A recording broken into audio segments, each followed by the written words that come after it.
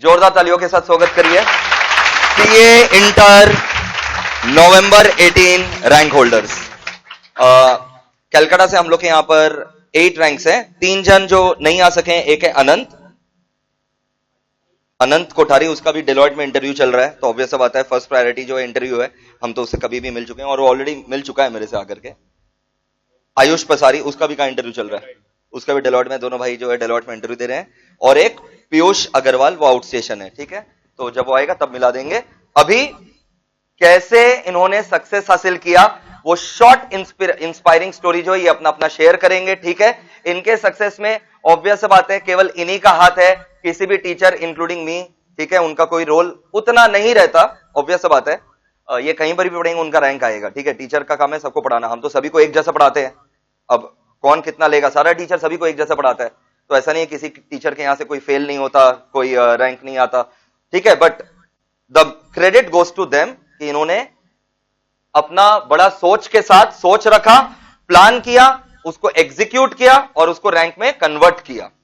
और कभी इतना नेगेटिविटी के साथ, इतना नेगेटिविटी सराउंडिंग्स में भी कभी हिम्मत नहीं हारा, क्योंकि at the end of the day पढ़ते पढ़ते यार एक फीलिंग तो आते है यार, बहुत यार बंद करो यार अब, ठीक है। ऐसा कोई आया?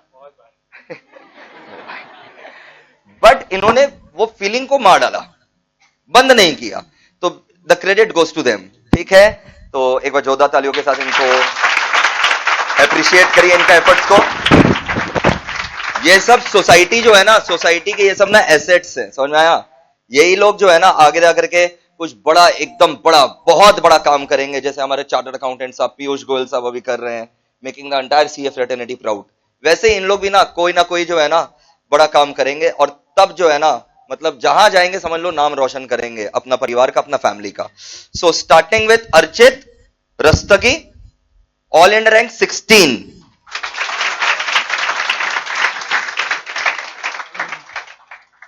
Good morning. सबसे पहले तो मैं शुरू करना चाहूँगा ये बोल के कि सीए एक ऐसा कोर्स है ना जिसमें आपको बस अपना डिसिप्लिन मेंटेन करके रखना है। आपके अंदर जितना डिसिप्लिन होगा ना उतना आपका मार्क्स मल्टीप्लाई हो जाएगा। कोर्स को जितना रिस्पेक्ट करोगे रिटर्न उतना ही ज़्यादा मिलेगा। एक पॉइंट आएगा जब आपको हार जाओगे, आपको मन नहीं करेगा और पढ़ने का, या आप अपने कोर्स को गाली दोगे, बट आपको समझना पड़ेगा कि इन दी एंड जितना आपका डिसिप्लिन होगा, जितना डेडिकेशन होगा कोर्स की तरफ, उतना ही आपका मार्क्स आएगा, उतना ही आपको रिटर्न्स मिलेगा।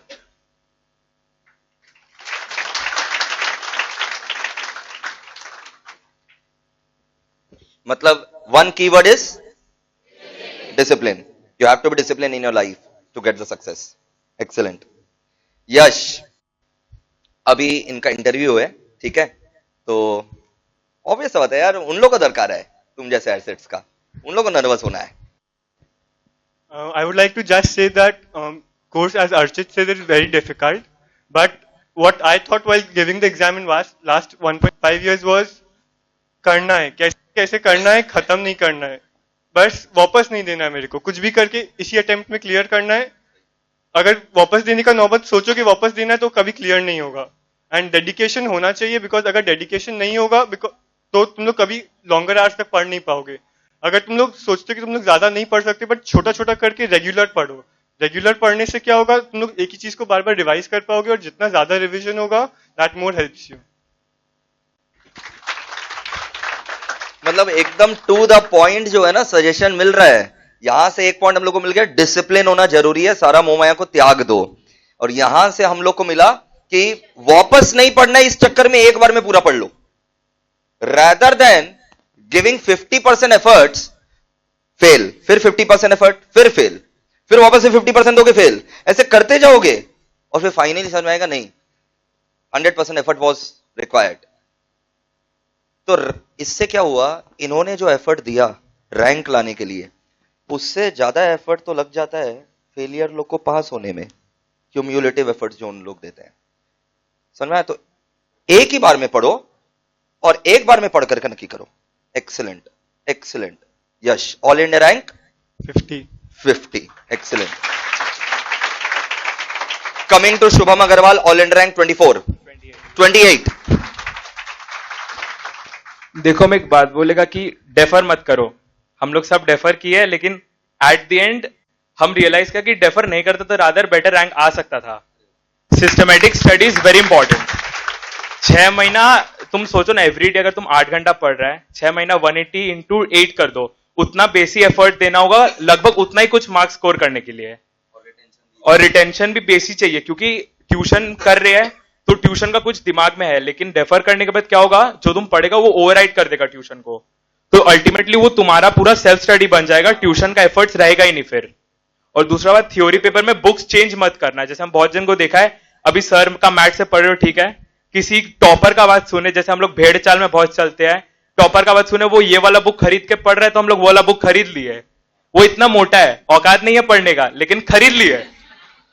फिर वो वाला बुक थोड़ा एफर्ट के बाद पता चला नहीं होगा तो इंस्टीट्यूट का बुक उठा लिए, फिर तो पूरा ही खत्म, थ्योरी पेपर समझ लो खत्म, क्योंकि पूरा हालत खराब हो जाएगा। क्योंकि थ्योरी पेपर कम से कम 2 टाइम्स बेसी एफर्ट लेता है प्रैक्टिकल पेपर से, और एक ही material is very important. Finally someone has realised it, finally theory paper जो है ना, पढ़ना और पढ़ाना दोनों takes lot more effort than the practicals, दोनों।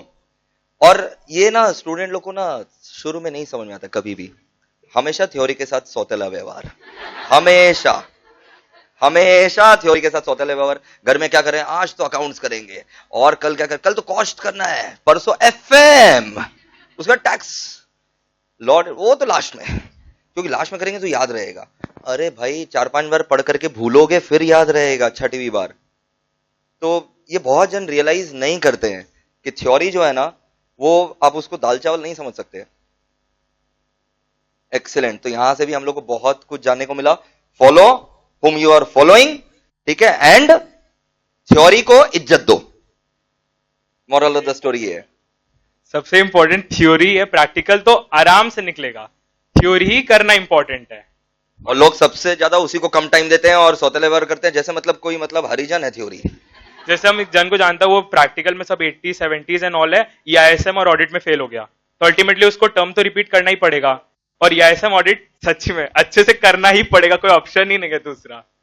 बाद में पढ़ लेंगे, लास्ट में तो फिर हार ही जाओगे, टर्म डेफर हो जाएगा, बैठ जाएंगे, थ्योरी तो है, बैठ जाएंगे, हो नहीं सकता। अरे 100 नंबर का थ्योरी है, कुछ भी लिख देंगे यार, बीएसटी वगैरह सब कर रखे 11-12 में, सिंगल डिजिट इसीलिए आता है सीए में बस।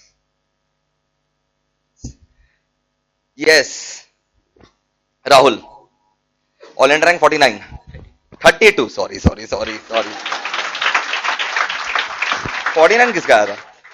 आयुष का। मैं सिर्फ एक ही बात बोलना चाहूंगा कि आप जब पढ़ोगे तो एफिशिएंसी मेंटेन करें, यानी आप 8 घंटा पढ़ रहे हो तो ऐसा नहीं होना चाहिए कि आप सिर्फ 8 घंटा गिन रहे हैं, आज हम 16 घंटा पढ़े, 12 घंटा पढ़े, 13 घंटा पढ़े, वैसा नहीं। अगर आप 8 घंटा पढ़ रहे हैं तो 8 घंटा फोकस लगा के पढ़े, पूरा दुनिया मोह माया भूल जाइए। हाँ, इन्हीं से सीखे हम।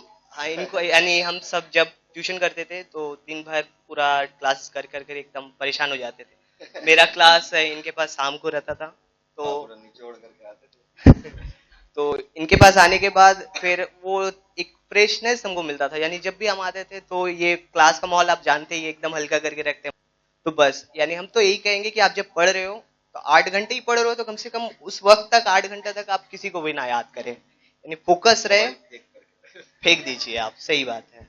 आप बस फोकस कीजिए कि हम 100% एफिशिएंसी अपना मेंटेन रखेंगे और जो भी करेंगे एकदम फोकस के साथ करेंगे। एक्सीलेंट। एक बार भाभी को बोल देना कैब बुक कर देना एक तो वन ऑफ द स्टूडेंट के लिए। हाँ, यस, एक्सीलेंट। तो यहां से हम लोग को क्या सीखने मिला?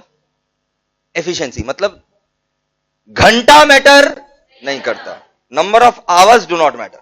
नहीं, ये बहुत एब्सर्ड क्वेश्चन लगता है, ठीक है। तुम लोग अभी रैंक आके सब यही पूछा होगा, कितना घंटा पढ़ता था भाई, बताना एक दिन में कितना घंटा पढ़ता था, एग्जाम के पहले कितना घंटा पढ़ता था, 2 महीना पढ़ा, 3 महीना। अरे यार, मेरा नंबर ऑफ आवर्स और तुम्हारा नंबर ऑफ आवर्स मैच थोड़ी ना करेगा। हम 1 घंटा में जो पढ़ लेंगे हो सकता है तुमसे 10 घंटा में पढ़ाई हो। तो जो भी पढ़ो एफिशिएंटली पढ़ो उस समय। और सबसे बड़ा डिस्टर्बिंग एलिमेंट क्या होता है? हम तो लाते ही नहीं है, ये मोबाइल नहीं है, ये माइक है। तुम लोग एक चीज नोटिस किया है, हम मैक्सिमम टाइम्स ऐसा होगा 90% टाइम्स में कि हम क्लास में फोन नहीं लाते, बिकॉज क्यों क्यों क्यों मुस्कान, क्यों? क्योंकि वो सबसे ज्यादा क्या है, डिस्टर्बिंग एलिमेंट है। हम जब घर में भी पढ़ाई करते हैं ना अभी भी, ठीक है, मोबाइल जो है ना वो मेरे को विजिबिलिटी में नहीं रहना चाहिए, it should be away from my visibility, नहीं तो कुछ ना कुछ मैसेज आएगा, फिर मन करेगा देख लेते हैं ना एक बार क्या मैसेज है, रिप्लाई बाद में कर गया। खासकर थ्योरी में पहला 15-20 मिनट आधा घंटा तो वो आने में लगता है फ्लो, और फिर जब फ्लो रहेगा सरासर होते रहेगा, बट आधा घंटा तुम पढ़ा, 1 घंटा पढ़ा, फ्लो ही नहीं आया था, उसके बीच में तुम उड़ गया, फिर फ्लो टूट गया, फिर 1-1 घंटा पढ़ करके 8 घंटा पढ़ भी लिया, कुछ नहीं होगा। तो जैसा राहुल ने बताया एफिशिएंसी, ठीक है, तभी वो मैटर करेगा। तो यहां से हम लोग को क्या सीखने मिला अर्चित से, डिसिप्लिन। अर्चित से हम लोग को क्या सीखने मिला, discipline.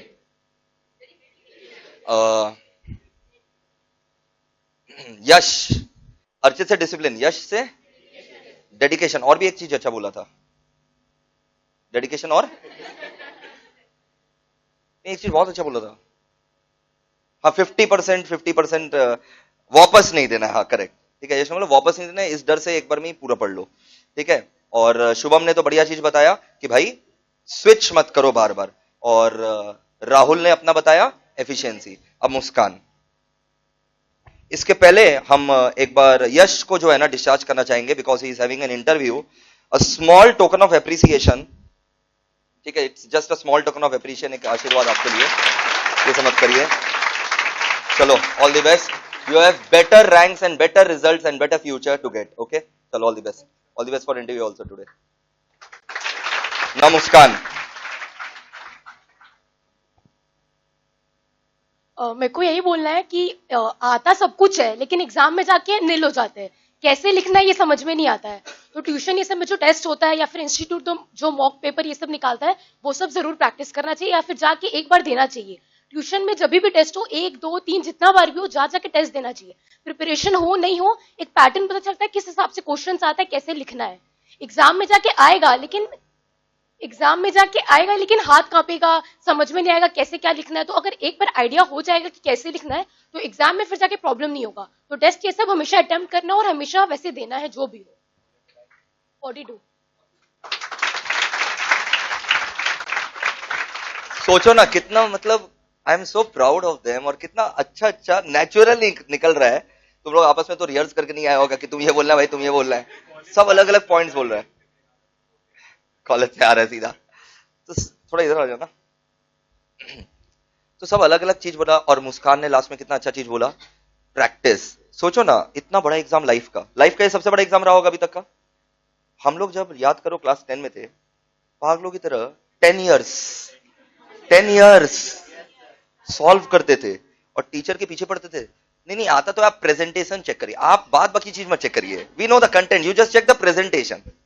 We used to worry about the presentation, accounts में लेजर का फॉर्मेट, सब डेट वगैरह सब ठीक से लिखना है ना, ये सब चीज के बारे में चिंता करते थे, क्योंकि इतना ज्यादा परफेक्शनिस्ट हम लोग होना चाहते थे क्लास 10 में। क्लास 12 में भी सारा पिछले टर्म का पेपर सॉल्व करते थे, टाइमर सेट करते थे, कैसे भूल गए वो सब दिन, 3-3 घंटा का टाइमर सेट करके लिखते थे।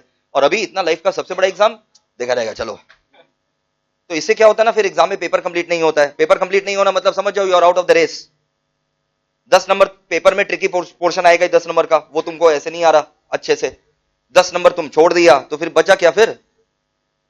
तो पेपर छोड़ना इज अ ब्लंडर, मतलब you are not up to it, you are not well prepared for it, you should not have come to appear for the test.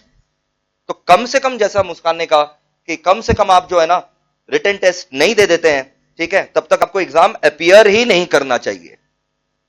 You should not appear for the exam if you are not giving the written test. Very well said by them, excellent. मतलब और rank लाने के बाद सबसे पहला question यही रहता है, how is it feeling? Archit से तो पूछ चुके थे। सब अपने से ज्यादा तो आसपास पेरेंट्स को देख के, सारे फ्रेंड्स को देख के खुश होता है। अपने जितना नहीं होता उतना आसपास सबको हो जाता है, तब फील होता है अच्छा ही कुछ किए हैं, कुछ बड़ा ही हो गया है, ठीक है। बट एक चीज याद रखना, एक बार रैंक आकर के आप जो है ना इग्नोर नहीं कर सकते हैं, हार्डवर्क कम नहीं कर सकते हैं, you have to keep on repeating the good work, ठीक है। चलो अर्चित, ये आपके लिए एक छोटा सा टोकन ऑफ एप्रिसिएशन। राहुल, ये आपके लिए, ठीक है। Muskan, this is for you, just a small token of love and appreciation. And Shubham, this is for you, ठीक है।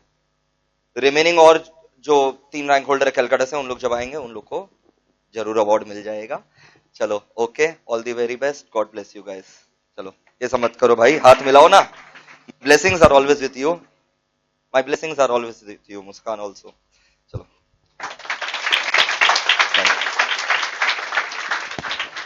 ऑफिस में वेट करो, हम आ रहे हैं। आप लोग को तब तक जो पढ़ना पड़िए बिना डिस्टर्ब किए।